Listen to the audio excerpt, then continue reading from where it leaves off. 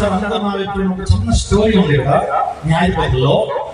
ఈ యొక్క చెట్లు పోటీ పెట్టున్నాయి, చెట్లు మాట్లాడుకున్నాయి. ఆ చెట్లు ఏంటంటే అంజూరం చెట్టు, ద్రాక్ష చెట్టు. ఈ రెండు చెట్లు ఏ చెట్టు దగ్గరికి వెళ్ళారంటే ఒలివ చెట్టు దగ్గరికి వెళ్ళారు. అంజూరం చెట్టు, ద్రాక్ష చెట్టు. వెళ్ళి అంజూరం చెట్టు ఏంటది ఏ చెట్టు, ఒలివ చెట్టు దగ్గరికి వెళ్ళి, ఏ చెట్టు అంజూరం చెట్టు, ద్రాక్ష చెట్టు.